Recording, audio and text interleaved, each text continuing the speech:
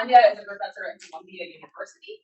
She did her undergraduate studies at MIT and her PhD at Harvard, and subsequently went to Gilla, where she worked in as a postdoc in the doing really seminal work on optical lattice clocks.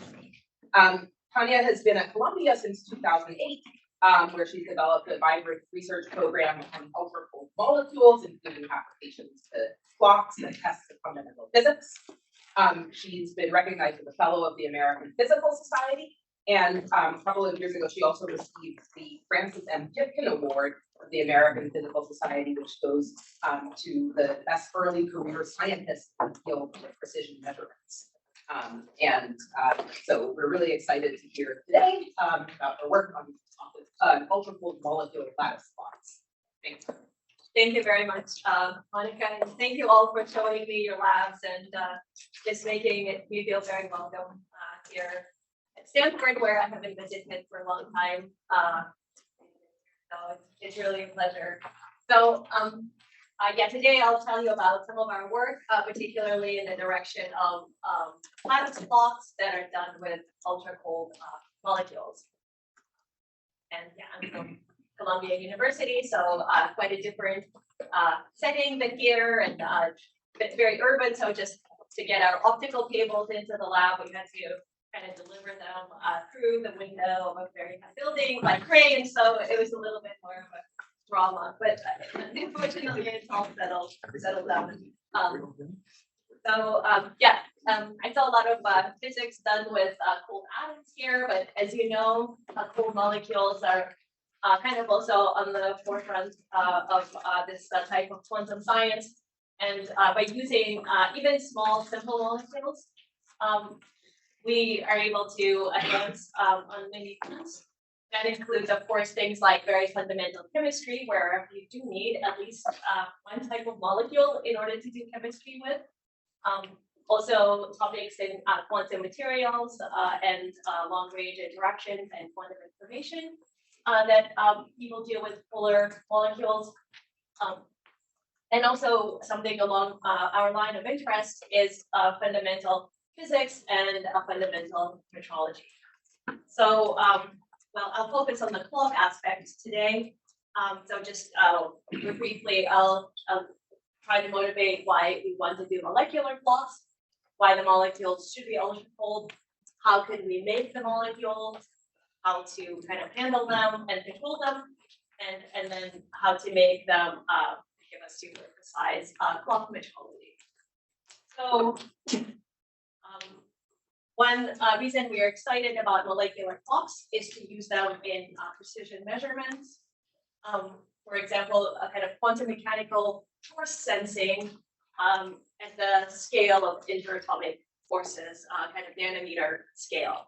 So if you think of molecular clocks as little devices that can be very sensitive to the exact vibrational spectra in a molecule, then we can obtain a very accurate vibrational fingerprint of the molecule and then convert it to the knowledge of the interatomic force, potential force.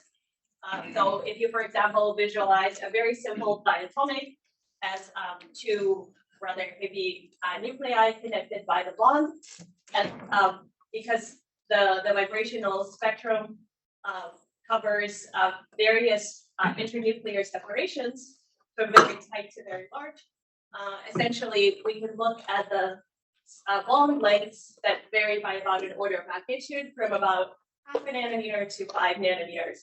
And then we can try to see if what we observe is consistent with the basic forces. So for example, you can think of a gravity-like force.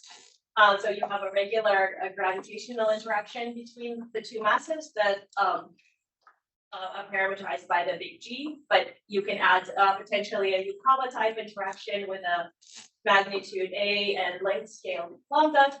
And so if you look at very short scales, previous measurements that involve, for example, neutron scattering off of noble gas nuclei only constrain A to some very, very large number. So essentially, it's extremely difficult to constrain these mass-dependent forces at very short scales. And using a really, truly quantum system that's very well kind of separated from its environment and completely isolated could help push this down significantly. And then that's in addition to other things that we can do with molecular clocks. But one thing, it's a very clean system for sensing variations, possible variations in the electron to proton mass ratio, because the vibrational spectrum depends on that in a very kind of clean way. Also, these transitions are in kind of terahertz to tens of terahertz frequency band, which is also of interest because there are very few secondary standards in that frequency range. So we are pushing on the experimental front here. Of course, in order to constrain new physics or even old physics, one needs to understand the theory of this vibrational spectrum very precisely. So just to outline very briefly what is done on that front by our colleagues. The first, or step 0, is to understand the basic interaction in the Born-Oppenheimer picture, where it's kind of a simplified picture where you have, you assume very heavy nuclei, and then the total energy of the molecule is just its electronic plus vibrational energy, and we can completely eliminate rotations. Yeah, so the molecule we work with, as I'll emphasize again in a few minutes, is extremely simple, and its molecular potential is just a single curve with no angular momentum, electronic angular momentum, or nuclear angular momentum. And then on top of the Born-Oppenheimer picture, they need to understand terms that are much smaller, and that corrects this somewhat unrealistic assumption of kind of infinitely many nuclei. So these are adiabatic and non-adiabatic corrections, which scale as the ratio of the electron to nuclear mass. Then there are relativistic and QED corrections that are mass dependent, that scale in different powers of alpha times the mass ratio. Then the finite nuclear size correction, that's also implicitly mass dependent. So this is currently underway by our colleagues at the University of Warsaw. As you see, the physics that we attempt to be sensitive to is mass dependent. So that's where the main calculations is. On the experimental side, I already mentioned that we can essentially vary the length scale, but we can also vary the mass by using various spin-free isotopes of the strontium atom, which is the atom we use to make the molecules. And with, in principle, with all these mass combinations, we can have access to hundreds of clock transitions that can basically allow us to get a complete map of vibrational isotope shifts. Okay, so very briefly, why do we need the molecules to be ultra cold? Well, I think you all kind of know that we can do a lot more at very cold temperatures because of the control that you get. Molecular degrees of freedom include electronic vibrations, rotations, and potentially hyperfine, though not for this molecule. All of these kind of go down to sub-Kelvin scales. And also importantly, we want to be able to hold these molecules in optical traps, which for kind of realistic light intensities and powers that we can get are usually on the order of some 10 microkelvin. So that kind of sets the temperature that we want to achieve, which is on the order of a microkelvin, so that we can optically trap the molecules and then be able to control all the degrees of freedom. And so that's the starting point from which we do all the experiments. Now, producing the molecules, there are two kind of general pathways to producing cold molecules and we do both of them in principle in our lab. One is direct cooling. So you take a molecule, usually diatomic, it could be also larger. Typically, it consists of a alkaline earth metal from group 2, combined with a halogen like fluorine, or could be also with an atom like a hydrogen. And then this type of molecule acts a little bit like an alkali atom, so it's laser coolable. On the other hand, we can take advantage of the fact that some atoms are easily laser coolable. So for example, all of group 1, and then we can laser cool those and then assemble them into diatomic molecules that are equally cold. So in our lab, we use, for this experiment, we use this method, but we focus on the alkaline earth metals, specifically strontium. So we designed a protocol for assembling diatomic molecules out of these non-magnetic group 2 atoms. Because they do not respond to magnetic field, we cannot use those like Feshbach type control techniques, but we can use total assembly to create the dimers. So we start with a full kind of microkelvin gas of laser cooled strontium atoms. Then we excite them optically to an excited bound molecular state that has a very strong probability to decay to a particular vibrational state that's fairly weakly bound. And so through this procedure, we obtain maybe about 10 to the 4 thousands to 10,000 molecules that are still in the few microkelvin temperature and moving at only about centimeter per second. And this process does not release this binding energy as kinetic energy. It actually, so the photons, the emitted photon that goes out takes away this binding energy, and so the resulting molecules are almost as cold as the original atoms were. This process takes place in an optical lattice, which is just a standing wave of light in one dimension that holds the atoms in these bright microregions. And any probing we do occurs along the confinement axis of this lattice. So that's where the atoms are cooled, and then the molecules are produced in the same lattice. And then the experiments all take place in this lattice. And so it's kind of an important ingredient to everything that we do, because you're trying to do a precise measurement, but the molecules are always exposed to this very bright light. So I will discuss it a little bit more, but basically it's important to ensure that the optical lattice is what is called magic. Magic means it's state insensitive. So if you have a pair of clock states or qubit states, your trap acts in the same way on both of them. So it shifts them in the same way. So if you use clock state 1 and clock state 2, they see exact same shape of the optical trap. And so in that case, because the temperature is still finite, so as your molecule samples the different parts, the different intensity of the inhomogeneous trap, you don't get a decoherence of the clock state superposition. Okay, so well, it looks like kind of a typical AMO experiment. This is a little bit old, so now we have a lot more lasers, but basically starts off with laser cooled strontium atoms, which a lot of people work with here as well.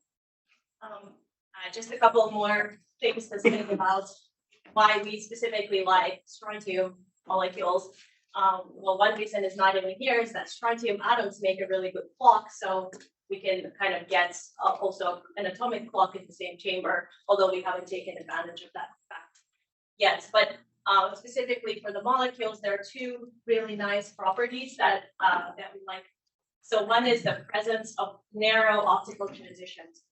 As you probably know, in strontium atoms, we can drive these intercombination or spin flip transitions between the ground singlet S and the lowest excited state triplet P.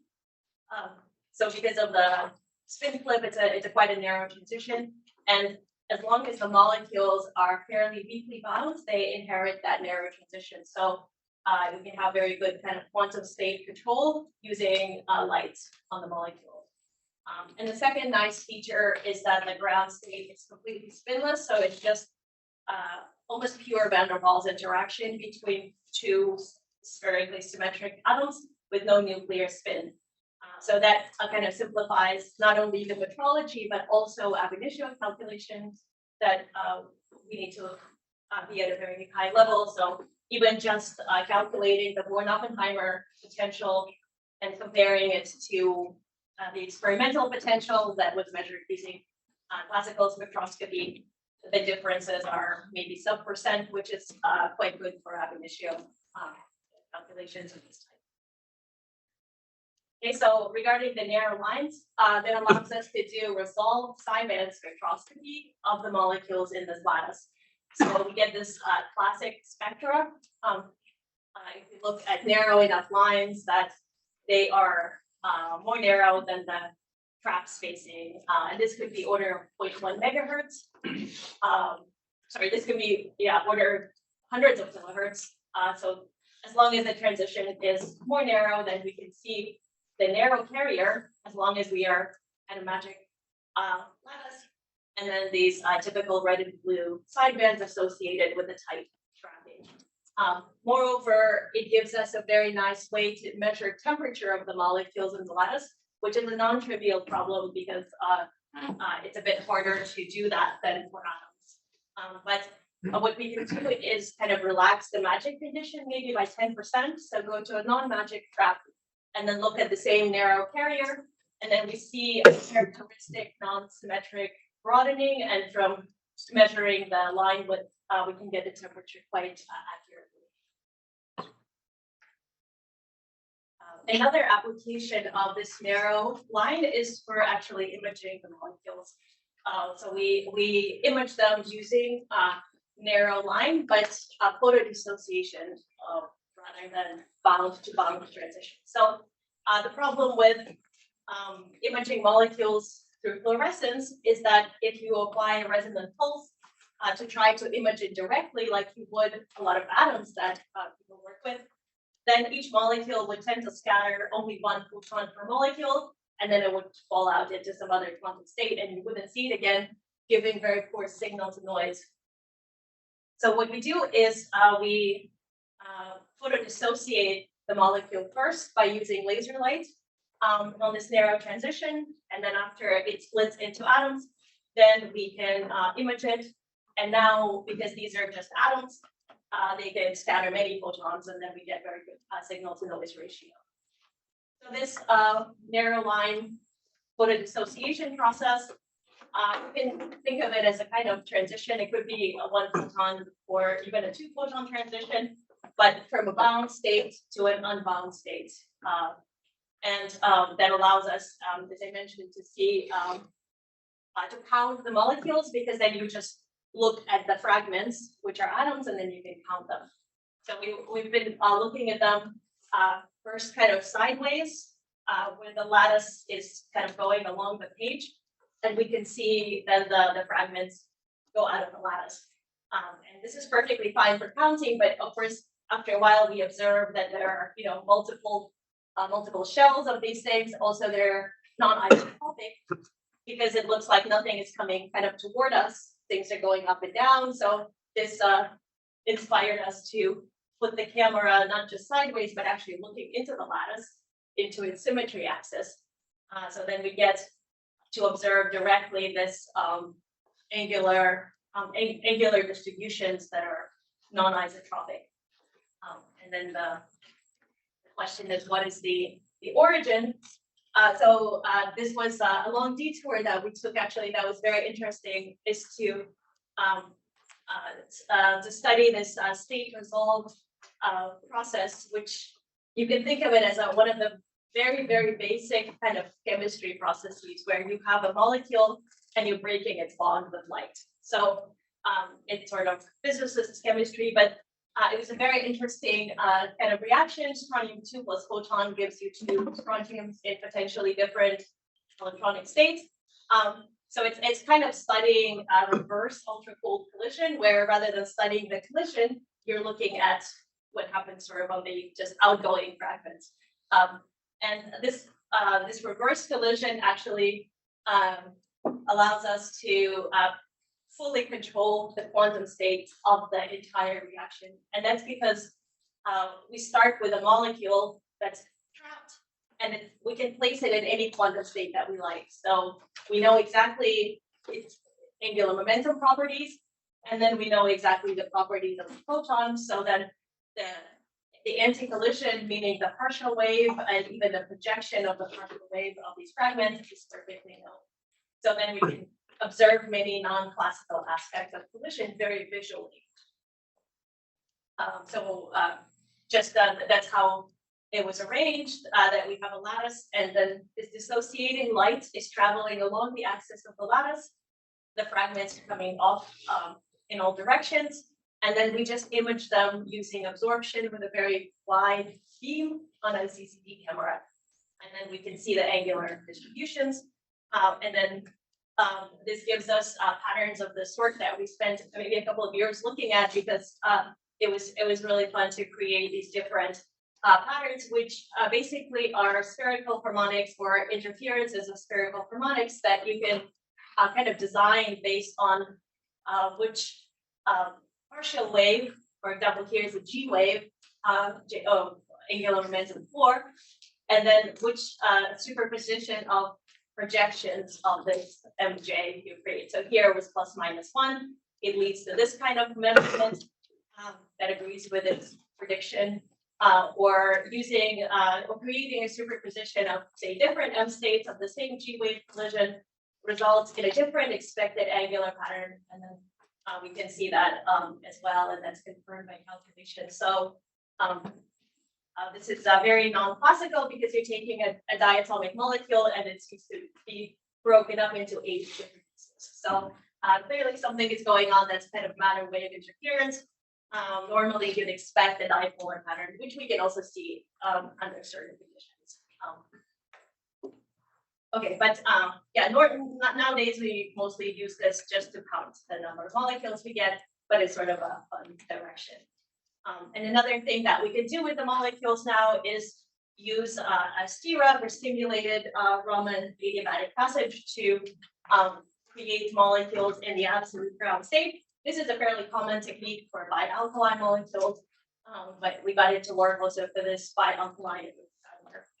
So we can start with a certain number of molecules in the most weakly bound state here, which is the one that's easy to create by photoassociation. Then we convert them coherently to the ground state. We cannot see them there, but then we can unconvert them coherently and recover. And yeah, so on good days, we see about 90% one-way efficiency, which is quite decent. Okay, so then I promised to talk about clocks. And so what do we think about clocks? Well, quantum clocks are basically, the clock is some kind of very stable oscillator with a very high Q factor, which could be a source of light, laser, or a very clean microwave source. And then kind of on a slow scale, that it on some slow time scale, it's going to be corrected based on your atom or molecule. So for kind of best atomic clocks, usually the correction is in the optical domain, where you use an electronic transition between energy levels separated by some optical wavelength. Could be also microwave. And in our case, we use a molecule that has these vibrational degrees of freedom, so we use vibrational transitions to stabilize the frequency source. So conceptually, it looks again like this, where clock states are distinct vibrational levels in the molecule. One generally somewhat weakly bound, one can be deeply bound, and then they're coupled through a 2-photon, with 2-color light. Direct transitions are very strictly forbidden in the homonuclear molecule, so we use a 2-color excitation, and the molecules, as I mentioned, are sitting in a one-dimensional optical lattice that looks the same to both clock states. Okay, so just a little bit more detail on that picture. Again, all the clock states are in the ground molecular state. which is again a single curve with about 60 levels. For the clock that we evaluated with a lot of care that I will show later, we actually used the most weakly bound state to the most deeply bound. But we can do any combination of them. Then the Raman probes couple the two clock states slightly off resonantly near this triplet P threshold. And then it's also important to think about the optical lattice because as you're probing the clock states, they're sitting in this very bright lattice. So what does the lattice do? Well, it turns out that it couples one of the clock states, the lower one, state 2, to some intermediate, relatively narrow molecular states. And this is important because that's this auxiliary state that's shown in green is what we use to tune the trap depth of the blue state and match it to the trap depth of the red state. So these are just the three relevant states, the clock state and the auxiliary lattice state. So if you don't care about where you park your lattice frequency, generally both clock states will be trapped, meaning they will experience negative Stark shifts, but the Stark shifts will not be matched. In other words, your lattice will not be state insensitive. So that's when we have to carefully tune the lattice to be at a slight blue tuning from the green state. So if it's blue to tune on this transition, then it pulls the blue and green state slightly together, and that allows us to match the blue state trap to the red state trap, and now they're matching. So one way to kind of prove to yourself that it's a magic wavelength is to vary the wavelength, which is shown here in different colors, and look at a clock transition as the lattice light power is varied. So as you vary the lattice intensity, you observe a Stark shift of the clock transition, except at the special wavelength where it's flat. So that's kind of, this is on a fairly kind of crude scale, just in megahertz, but it allows us to zone in on the more or less on the right wavelength. We can look at this magic wavelength also in a different way. We can directly track the energy of clock state 2, the one that's getting tuned by as we change the lattice frequency. And we expect this dispersive shape, which is what we see here. And at this particular shift, where the green bar is where I expect the trap depth of state 2 to match the trap depth of the other clock states. And we can prove that something nice happens there when we look at the clock resonance width. So that's a way to check the coherence of the clock state superposition is we look at the resonance width, which at non-magic wavelength is not that great. It's maybe 100 kilohertz. But then as you hit this special magic point, it drops by orders of magnitude. And so on this scale, it basically goes to 0. So it becomes extremely narrow. Just a couple of examples of resonances that are not on magic wavelengths. They're a little bit broad here and also asymmetric, kind of on the 0.1 megahertz scale. But the resonance that's here, it's in the tens of hertz scale, much more narrow. So let me just amplify it a little bit here. That was the lag curve that you saw. We can even try harder to make it even more coherent, even more narrow, so that way we can get currently 10 hertz, which is a 4 order of magnitude improvement over a non-magic lattice. So that's just a huge gain in coherence of the state superposition that we get using this method. So this 10 hertz line gives us a quality factor of the molecular clock of about 3 trillion. So that's the one that kind of the quality factor that we work with currently. I'll just also say that the intrinsic quality factor is enormous, like 10 to the 20 something, just because these vibrational states, they really don't like to decay, and they don't really, their lifetimes are not really shortened by black body radiation. So there's not really a natural limit to the Q factor, only the technical limit. Okay, so besides looking at kind of narrow resonances, another way to see that we are coherently manipulating these states is, as usual, to look at Rabi oscillations between the clock states. So we can draw these Rabi oscillations between, here the oscillations are between a very tightly bound molecular state and a very floppy, very loosely bound molecular state.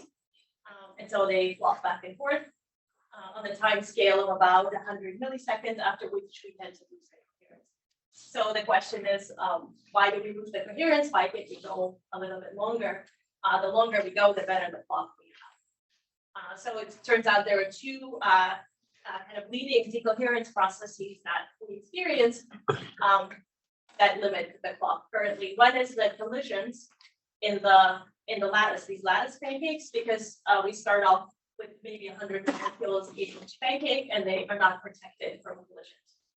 And the second decoherence effect actually comes from the lattice. And since the atoms and molecules are always sitting in the lattice, there's some scattering that ruins the superposition. So first we look at the collisions. So this is just the beginning of the decay curve, but we can look at the entire decay over a very long time, which for us is about 1 or 2 seconds here. We also see that the loss of the molecules is not described by an exponential loss. So it's not a one body kind of loss, but it's really a two body collisional loss. Also, now that we can play with molecules in the weakly bound state and in the deeply bound state, we can compare this loss rate for molecules of different types. And for the kind of fundamental, most deeply bound molecules, it's consistent with what's called the universal rate, where you assume that if they get close enough, they will react with each other and then leave the trap. For the most weakly bound molecules, it's similar, maybe even greater by one factor of 2. So we more or less understand this loss process. It's not really fundamental in the sense that there are ways that exist that one can protect the molecules against the collisions, maybe putting them in a 3-dimensional trap or something like that. But now we also are concerned about this loss, which is due to the lattice. This is a little bit more tricky because they must be in the lattice in order for them to be kind of pinned down and not experience Doppler shifts. So what happens there? So let me just again emphasize how we make the lattice. Is we choose one of these excited molecular states, of which there are about 100. So they're plotted here on the horizontal axis. And because there's so many of them, we can, in principle, choose the lattice frequency to talk to any of them, and hoping maybe some of them will be better than others. And then on this axis is the 60 potential clock states. Okay. Now we are interested in the clock state being somewhat deeply bound, so I'll just zoom in on this bottom part of the potential. So it looks like this. And what you're seeing in color is the kind of the coupling strength of the lattice induced transition. And it's showing this kind of typical checkerboard pattern that you expect for a harmonic oscillator type system. And the brighter colors indicate kind of healthier coupling. So that's where you want to be. You don't want to be in one of the states where the coupling is very poor. So we started off kind of here, just based on what lasers we had in the lab. It was okay, and then we went to a better one. You can see a brighter. Finally, for the final clock evaluation, we went to one of the best locations here, which you can see couples the absolute ground clock state with some level number 9, 10 in the excited potential. So here we really expect to see kind of the best results. But even here, still we had scattering of the lattice, basically scattering of the trap light that was higher than predicted and higher than what we expected. So on the bottom axis here is a measure of the lattice light intensity, and here's a scattering rates in units per second. So what we expected, just based on kind of one photon scattering from a far detuned transition, is shown with a green line. that's linear. What we actually see is this very parabolic behavior that just does not fit to linear at all. And here it's broken up into kind of linear part, linear coefficient, and quadratic.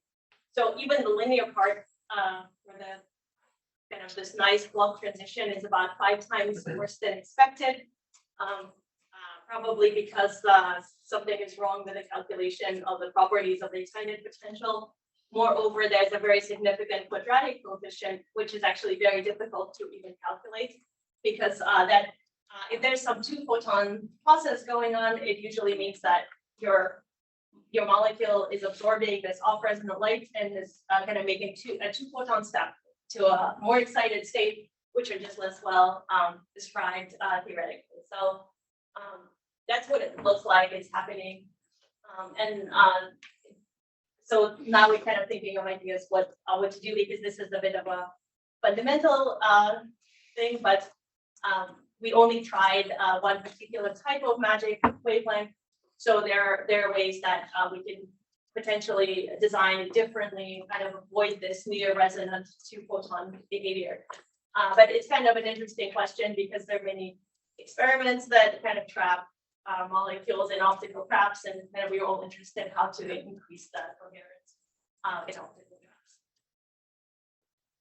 But even so, we were able to kind of evaluate the first benchmark of this kind of clock of this system, molecular vibrational clock in the lattice. And we kind of listed all the systematic effects that could possibly contribute, meaning what could possibly cause the clock frequency to shift that we need to check. So these uncertainties are here in units of part in 10 to the 14. So with a total of less than 5 parts in 10 to the 14. And there are many things here. Most of them are quite small to worry about at this level. The main ones that we spent kind of time measuring in particular were various star shifts. So there are 2 probes and the lattice. So these are the key systematics here, but also density, because we know that they're colliding with each other because they're lost from reactions, but even the ones that are not lost probably experience some shift. So we had to measure this, this density shift as well. But the limiting factor, just if you ask what is limiting the performance right now, it's definitely the lattice shifts, which here I split into 2 parts, linear and quadratic, which is hyperpolarizability. So let me just show that briefly here. We already saw the graph where you can see the magic wavelength by looking at the log state shift versus lattice intensity, and you saw the flat line. That was the magic wavelength. So this is the same plot, but this is zoomed in a lot. This is on a Hertz scale, and the wavelengths have changed by very, very tiny amounts. So it's a very different scale of that plot. And when you do that right near the magic wavelength on the Hertz scale, you see that there's actually a very strong curving that we observe. So this is hyperpolarizability, meaning potentially also some 2-photon effects come into play. So what happens when you have hyperpolarizability and you're trying to kind of design a magic trap? Well, this is the polarizability. So when we fit these, we just pick out the linear coefficient and we plot it here. So the definition of magic wavelength is that this polarizability is 0. So we want to be kind of on this yellow, here, one of the yellow lines. But the problem is because of the quadratic coefficient at the actual lattice intensity that we use, which is over here, there is actually a slope. So what we do instead is we choose kind of a locally magic lattice, which is flat just where we want it to be flat. But so it's this kind of green curve, but if you look at this, it's not really magic, it's just kind of operational. So nevertheless, using this approach, we were able to reduce the uncertainty to about 4 parts in 10 to the 14. But again, the presence of this hyperpolarizability and the quadratic loss in the lattice is currently the limiting factor. The next star shifts are due to the 2 probes. That's another difference between the vibrational clock and optical atomic clocks. which are probed with one photon transition. Here, because it's a two photon transition, it's off resonance from, it's basically both light sources are off resonance and they both can start shift their states. So we checked start shift due to first, this, what we call upleg, or you can call it, I guess, Stokes or anti-Stokes, whichever. And then we see a very linear start shift and we can extrapolate to zero intensity very easily. And then we can do more or less the same thing with the other color, the downlink. And actually, if we choose a tuning that's blue here for some auxiliary states, then we can make these slopes go in opposite directions. So there's some first order cancellation of the two start shifts for the two color light. And this is reduced now to about 2 parts in 10 to the 14. This is not really fundamental because, as you can see, for one of the lasers, we couldn't go to higher intensity, but if we could, then we could get a better leverage and kind of reduce this further. So this is not really fundamental. All right, so another shift that we worry about that was completely unknown is the density shift. Because again, we start with these pancakes with these diatomic molecules, maybe tens or 100 molecules in each pancake. They clearly are reacting with each other, so they're probably shifting each other's frequency as well. Moreover, because of the decay of the number due to reactions, as we are measuring the density is changing. So it's kind of chasing something that's not even constant.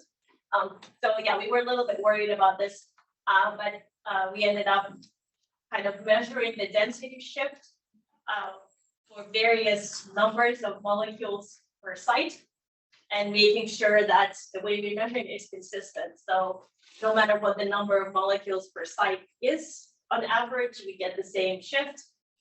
So it worked out fine, and we actually reduced the uncertainty to a few parts in 10 to the 15 on the systematic.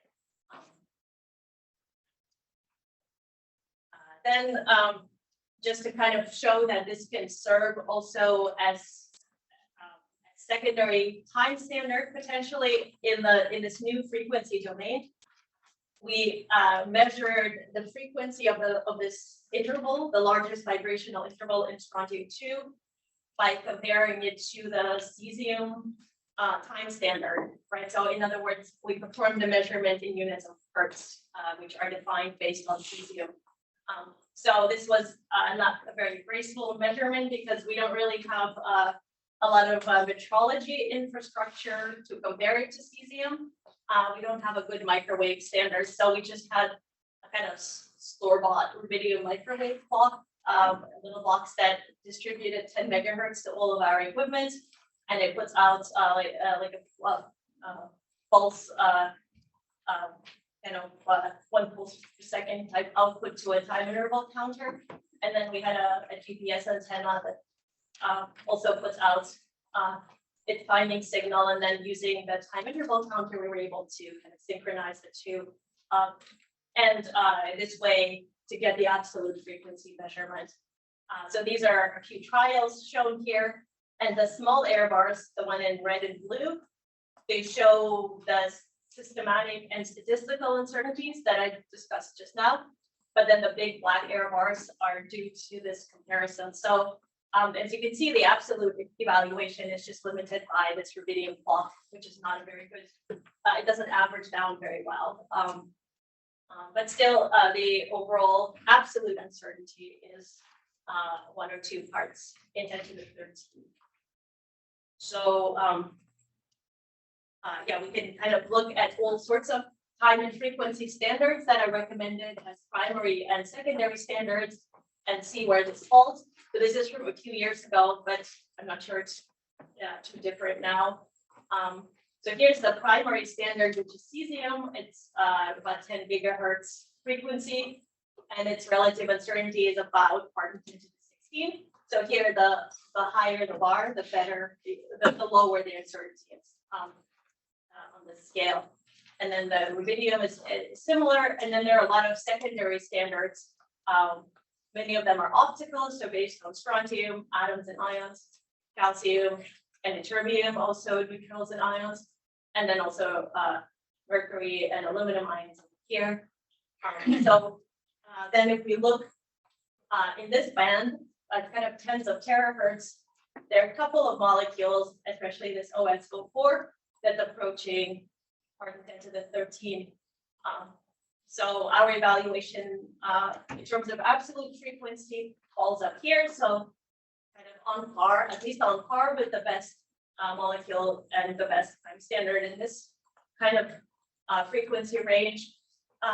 But if we don't kind of count the fact that we were limited by the rubidium clock and just look at the systematic uncertainty of the clock itself, then it will be even better, kind of 10 to the minus 14 over here. So, I mean, the bottom line is that all these are kind of beam experiments, and it will be kind of hard to improve much further given the Doppler shift issues. But with the cold trapped samples of molecules, we are able to get to this precision kind of on the first iteration. Okay, so now we have this tool, and what do we expect to do? Well, just to summarize what we would like to do is we would like to apply it to measure the entire vibrational spectrum at this kind of the low part per trillion precision. So just as a proof of principle, we make sure that we can find all these. We have the kind of the laser sources that we need to find all these levels. So these are all the 62 states, and you see there, we can scan the entire molecule and see their energies. These are not at a high precision, but now we have the precision, we can go ahead and measure them. And then ultimately we would like to compare them to theoretical predictions. So this is also kind of a proof of principle plot where we have the measurements and we're comparing them to the existing theory. So this is just at a level of tens of megahertz because the points are based on kind of wavelength meter precision measurement, so not very high precision. But now that we're getting very high precision measurements as well, these are the red points, we are adding them to this plot. And in the meantime, the theory is getting ready, so we can start making these kind of plots where this would be this is scanning again an order of magnitude of molecular size just for one isotope for the time being. And I'll just show you this this plot where it's kind of clear that as we are changing the vibrational state, we are actually looking inside the molecule and seeing what happens at different internuclear separations. So here we directly plot the internuclear distance that corresponds. We can convert basically from a vibrational state to internuclear distance. And what we're measuring here is a important property, which is the IR polarizability. The polarizability at infrared is very important for trapping because we are trapping in the infrared wavelengths, and we are hoping to trap in deeper infrared to reduce that scattering issue that I mentioned before. Also, black body radiation is at kind of even deeper infrared, so we want to understand the polarizabilities of the molecule as you go from a weakly bound molecule to a deeply bound. And so this is a direct measurement of that. Actually, what you expect at very large separations for a very loosely bound molecule, you expect the polarizability to be just twice the atomic polarizability. So that's our reference point. And then as you make the molecule more deeply bound, it becomes more of a kind of chemical molecule. And then a lot of the density of states gets much higher in the ground and excited states. And then it becomes more polarizable because there are just more channels how you get excited. So that's what we see. You see this excess polarizability that arises as the molecule crosses the so-called Leroy radius, where you can think of it as just two separate atoms. And then as they get mushed together, you see suddenly the polarizability goes up. And interestingly, this the line is the kind of calculation of this property from first principles, and it falls perfectly on the data without fitting parameters. So that's just an example of how we can measure things based on vibrational modes and then think about it in terms of internuclear separation. Okay, so just this was our molecular clock project just for advertisement. We have a couple more projects that we're working on in our lab. One is laser cooling of new types of molecules. Currently, we're working on calcium hydride. We would like to make ultra cold hydride molecules, both for kind of doing cold chemistry experiments with light ultra cold species, which are not too difficult to calculate and make predictions about. Also, we are interested in trying to potentially make cold hydrogen by applying dissociation to this molecule in ultra-cold trap. I'm also part of the Centrex collaboration, which is currently happening at Argonne, where we use cold molecules, thallium fluoride. So these are heavy nuclei molecules that are not ultra cold, but cold.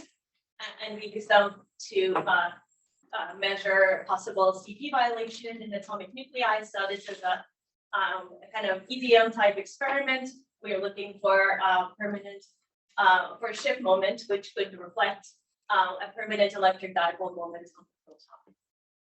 Okay, great. So that's all I wanted to say, and thanks to my research group pictured here, as well as our quantum theory collaborators, Robert Mashinsky's group, which is based at the University of Brussels. And thank you.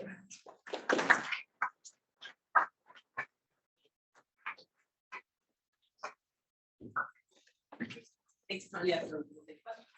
I have two, that's okay. First one is just, I don't know that much about molecules, but you were saying that you don't really worry about rotational excitations because there are none. Could you just, I guess, elaborate on that? Like, why do you not have to worry about them? Why are they zero? Yeah, because we can create molecules that are in rotational state zero. Actually, when we first create molecules, we start with ultra cold strontium atoms, which are in a sort of S wave regime, right? Because they're microkelvin, so their collisions are basically S wave. So that's kind of angular momentum zero. Then we use one photon association, so that takes it to one. And then there's spontaneous decay. So one can go to 0 or 2. And 1 is forbidden because of the symmetry of the molecule. So we get 0 or 2. But first of all, we can blow away the 2. We can just get rid of them. Secondly, they just form a bit of a collisional background. But the molecules that we are working with are identically, they have spin 0. Got it, perfect. And then the second question is back when you were talking about the spherical harmonics interfering when you broke up the molecules. There was this phase between two particular spherical harmonics labeled delta. I was wondering what controlled that. Yeah, you fully set the phase difference by so we start with a single quantum state, and then there's a light polarization, which could be I, right, or a transverse, which is sigma plus, sigma minus. We only could do those two. But then if you think about, for example, so in order to create more than one final state, you need to use that sigma plus, sigma minus.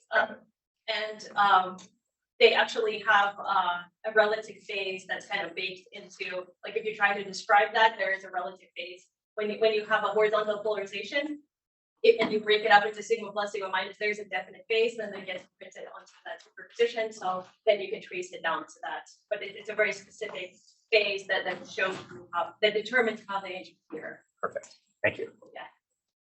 So you talked about measuring frequency uncertainties in the like 10 to the 13 parts and 10 to the 14. Have you been able to do any measurements of like the time domain, frequency domain properties of that frequency uncertainty or shift, like with frequency, with like phase noise over frequency or like M sample variances, or is that like Allen deviation type? Yeah, Allen deviation, anything like that, or is, I mean, you talked about the challenges of measuring such small things just from an standards and frequency time perspective. Is that something you've been able to do? Yeah, I think we took some Allen deviation plots just just of the molecular clock compared to itself, like leaving the cesium out because that we don't have a very good reference. Yeah, I mean, it averages down as expected. It, the limits, yeah, so it sort of behaves as expected. We have finite precision based on the finite width of the resonance, and then yeah, and then we get some averaging in time. I don't remember how far we got because I don't have the slot in front of me. We didn't focus on it kind of as part of this study, but we just checked that it averages out kind of as expected. Yeah. At least for not very long period of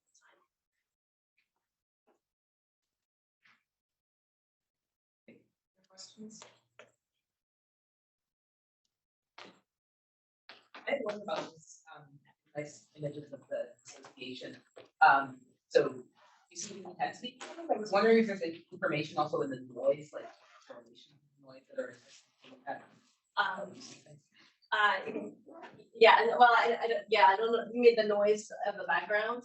I was more thinking of the peaks, like I can imagine that there's correlations in the fluctuations that tell you that. Is there anything? Yeah, I don't think there's something like that. But when you create when you photo dissociate a molecule into a pair, they're technically entangled. So you're creating these entangled pairs at least until they start decaying, and it's kind of cool. But for a while, or you create them in the ground state and they're entangled for a long time until they get something. We didn't really explore that, although there were old proposals, I guess by China, even in the 80s, how to use this method to create entangled pairs.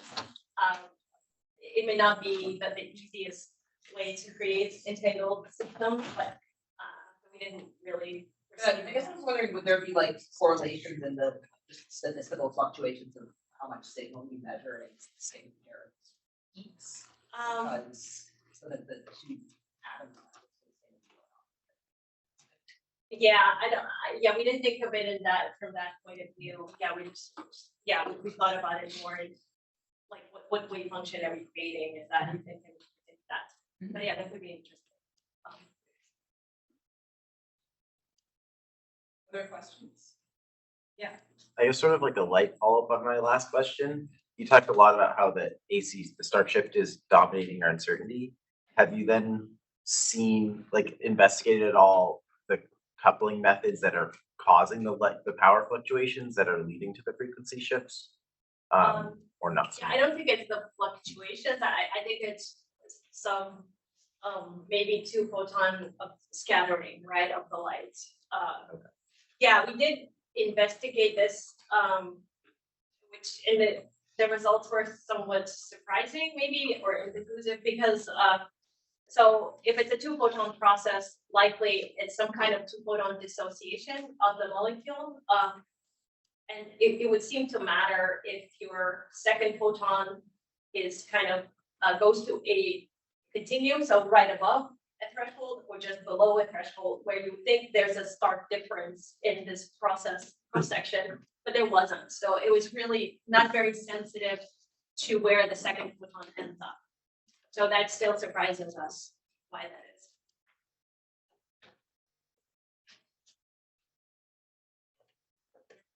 Audience?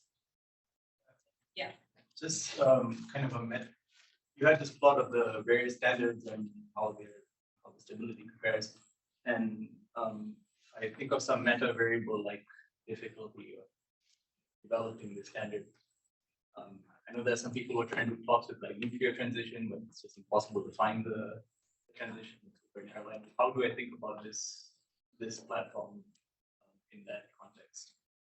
Right. So I mean, this platform is a much more sophisticated than the atomic lattice clocks, which are shown here, right? Or even ion clocks. You need a stable light source, vacuum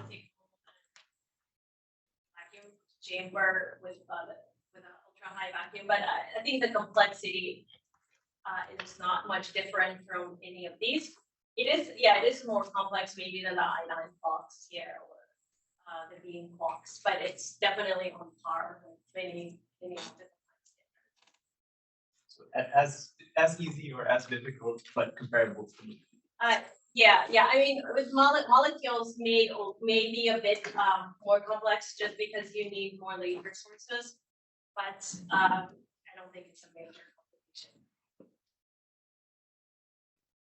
While you're on that slide, could you say a bit more about where you see the limits of this platform? And you've already just done this first demonstration. It's already very good, but where do you see the limits and also like if you can push further up?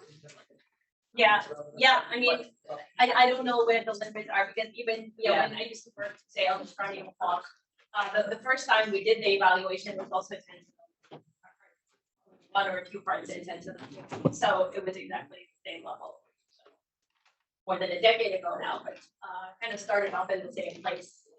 Said, you know, how soon we get to 17 or 18. So I don't know. It just depends how well we can address like each limiting factor. So now we know what the limiting factor is for them at least are. Yeah, so we can start improving our precision. But fundamentally, yeah, these are extremely long-lived. So I think it comes down to can we design a trap that will hold them tightly, but not kind of scatter.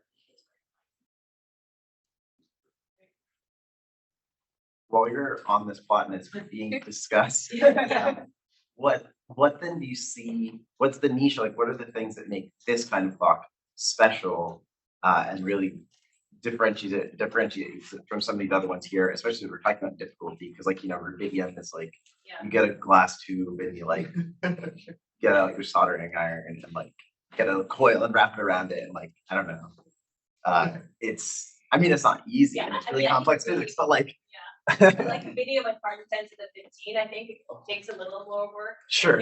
No, it's yeah. But like, yeah, it's like comparatively, I think a lot easier. Not that I built that, but so what? Yeah, let's talk Somebody else about this.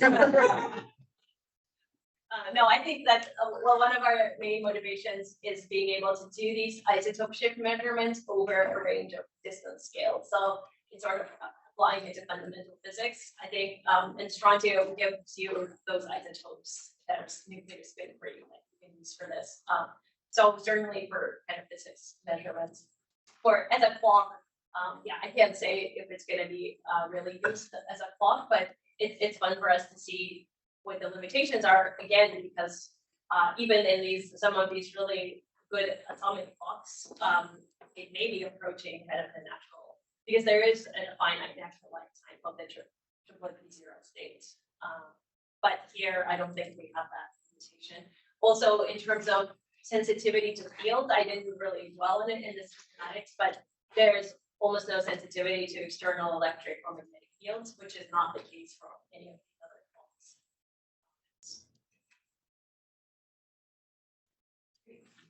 We'll take one last question. So you said that the scattering, the 2-photon scattering might be a dissociation process. Would the strategy you then find maybe some sort of interferometric cancellation, like something like a Cooper minimum? To find it, like some sort of interferometric cancellation of those channels, or like something like a Cooper minimum in that? Yeah, that would be great. Yeah, I mean, our theory colleagues did some arbitration calculations of the 2-photon scattering processes. Just because we do need the knowledge of highly excited potentials, kind of the uncertainty on those calculations was anywhere from 0 to our observed results. So it's still not quite reliable. So we can't really use the calculation to then give us predictions about what to do. But this may improve, but it's just because not that much energy is put into those potential excited potentials from the theory perspective. Great. So with that, let's thank Tanya one more time.